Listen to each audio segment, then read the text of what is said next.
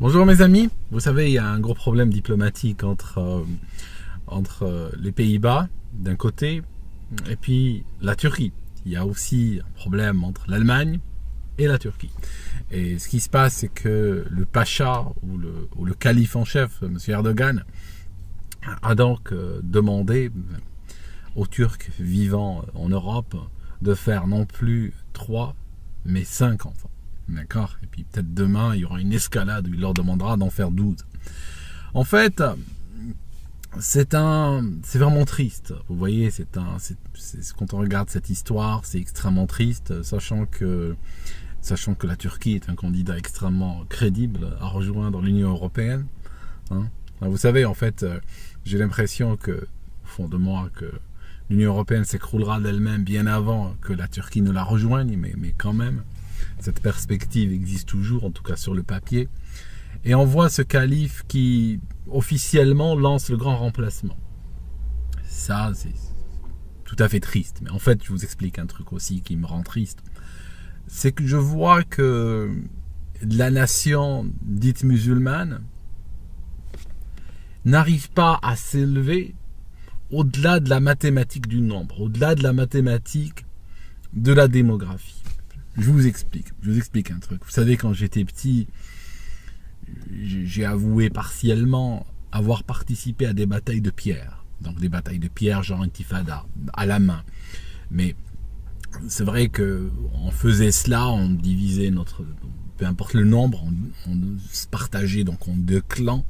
Il n'y avait aucune animosité entre nous, bien sûr, il y avait juste des adversaires plus qu'autre chose.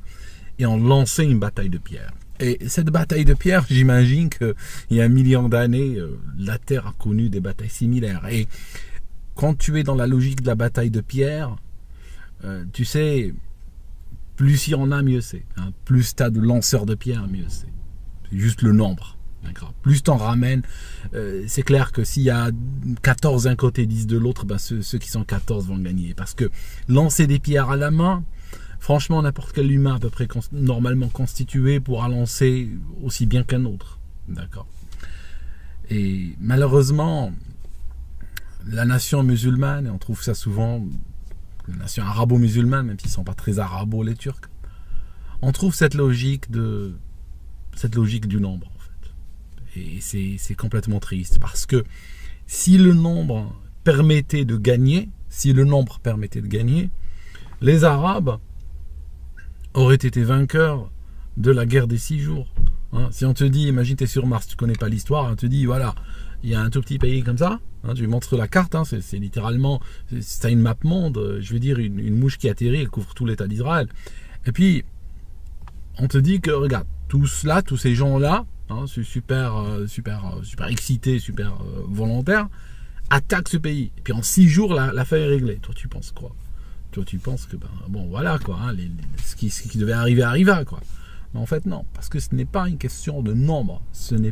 Encore une fois, ce n'est pas une question de nombre. D'ailleurs, à l'époque où on lançait des pierres à la main, c'est vrai que le nombre était important, mais on faisait des batailles type Néandertal.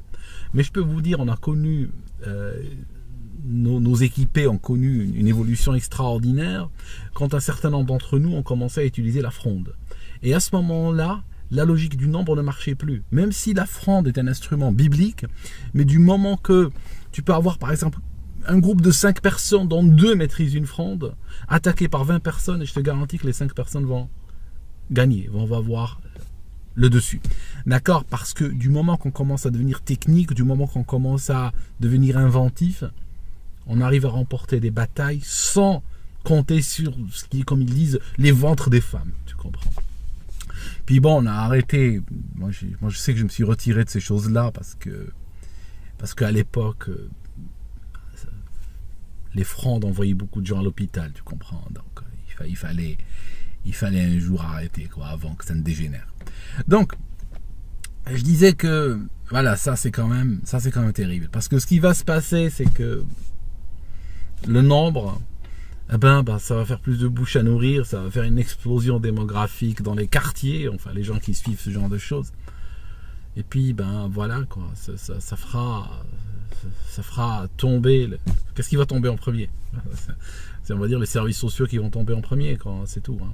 C'est juste ces services-là vont faire faillite avant toute chose. Et ça, je voulais souligner. Il y a aussi un autre truc qui apparaît clairement.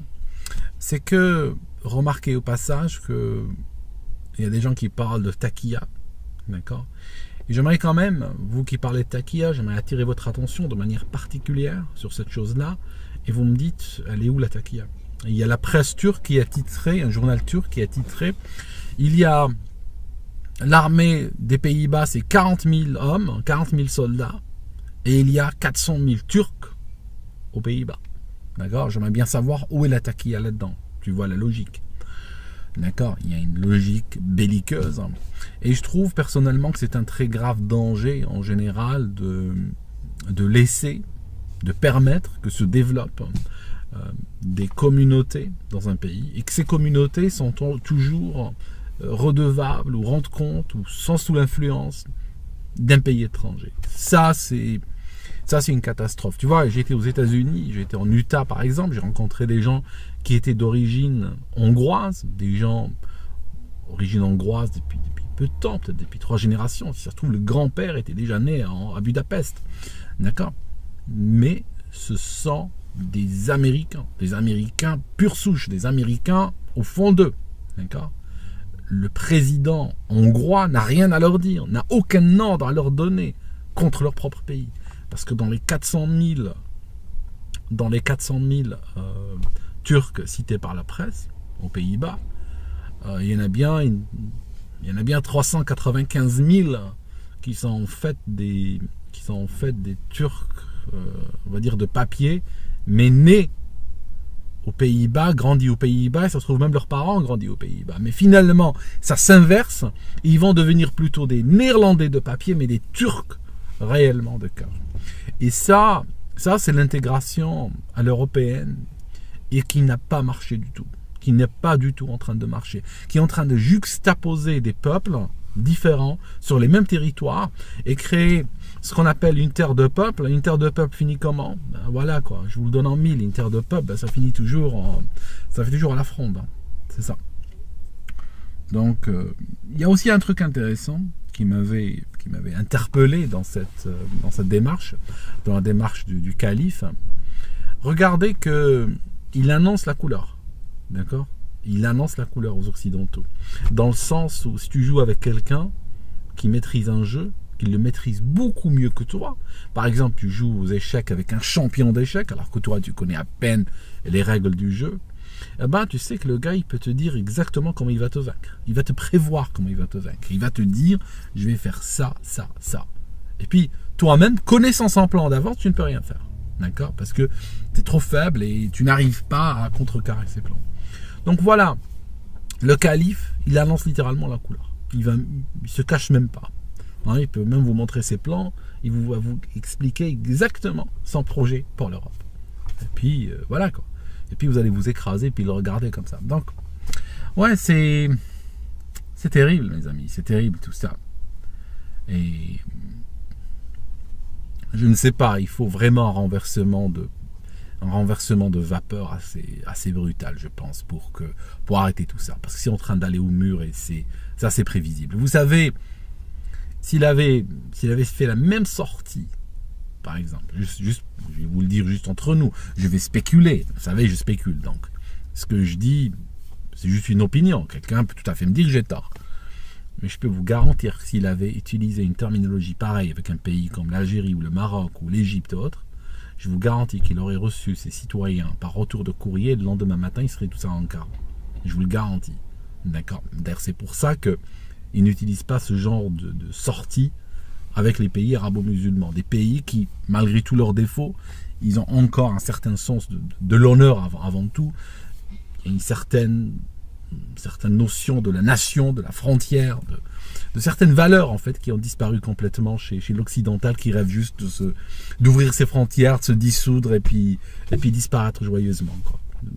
Il a trop traverse le temps en s'excusant, tu comprends, il a trop mal d'exister, il a commis des crimes, tu comprends, enfin voilà. Je vous laisse, je vous souhaite un bon week-end. C'est samedi aujourd'hui, samedi matin. D'accord. Il y a un sale temps ici. Mais bon, ici c'est la météo. C'est pas comme à Paris.